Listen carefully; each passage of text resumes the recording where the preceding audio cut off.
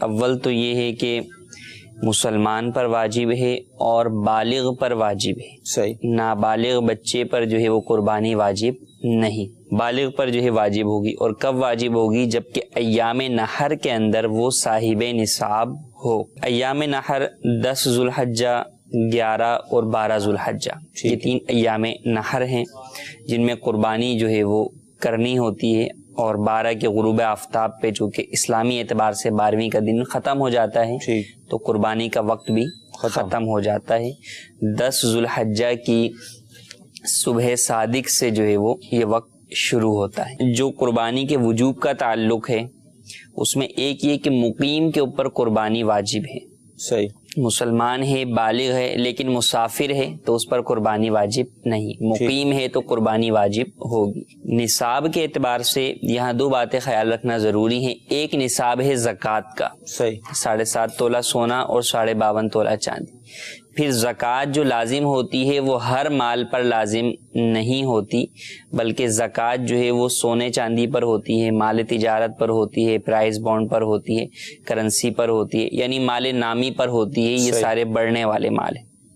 جبکہ قربانی اور صدقہ فطر وغیرہ کا تعلق جو وجوب کے اعتبار سے ہے وہ صرف مال نامی پر نہیں، بلکہ اگر مال غیر نامی بھی ہے تو اس پر بھی قربانی واجب ہو جائے گی جبکہ وہ صاحب نصاب ہو. مثال کے طور پہ اگر کسی شخص کے پاس جو ہے وہ 4 موبائل ہیں، ایک جو ہے وہ اس کے حاجت اصلیہ میں ہیں، 3 ویسی گھر میں رکھے ہوئے، تو اب اکثر لوگ یہ سوال پوچھتے تھے رمضان میں ہم سے کہ جناب کیا زکوٰۃ لازم ہوگی؟ تو زکوٰۃ تو لازم نہیں ہوگی. لیکن اب اگر ان 3 موبائلوں کی قیمت جو ہے وہ 52.5 تولہ چاندی کو پہنچتی ہے، جو کہ آج کل بہت کم آ چکی ہے، 33,600 کے قریب ہے، تو اگر اتنی پہنچتی ہے تو قربانی اس پر واجب ہوگی. اللہ. اسی طریقے سے صدقہ فطر بھی اس کے اوپر لازم ہوا تھا.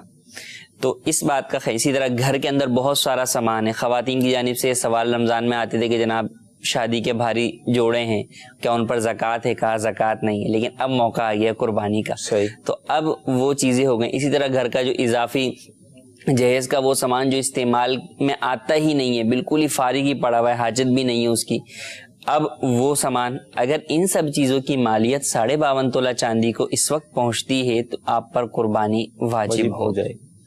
تو ان باتوں کا خیال. اسی طرح گاڑیاں ہیں، زیادہ گاڑی ہے، ایک گاڑی استعمال میں ہے، ایک زائد ہے. اسی طرح گھر ہے، گھر سے متعلق سوالات ہوتے تھے کہ جناب کرائے پر گھر دیا ہوا ہے یا کرائے پر نہیں دیا، ویسے خالی پڑا ہوا ہے، تو کہا زکوٰۃ نہیں ہے خالی پڑا ہوا ہے. تو کرائے پر بھی ہے تو مالیت پہ نہیں تھی، صرف کرائے پر تھی. لیکن اب جب قربانی کی باری آئی ہے تو اس صورت کے اندر وہ گھر اگرچہ خالی پڑا ہوا ہے یا جو ہے وہ گھر جو ہے وہ کرائے پر ہے اور اسی سے اس کی آمدن نہیں ہے بلکہ ذرائع آمدن اور بھی ہے، تو اب اس صورت میں گھر کی آمدنی کو نہیں بلکہ گھر کی مالیت کو دیکھا جائے. اگر مالیت نصاب کو پہنچتی ہے تو اس صورت میں قربانی واجب ہوگی.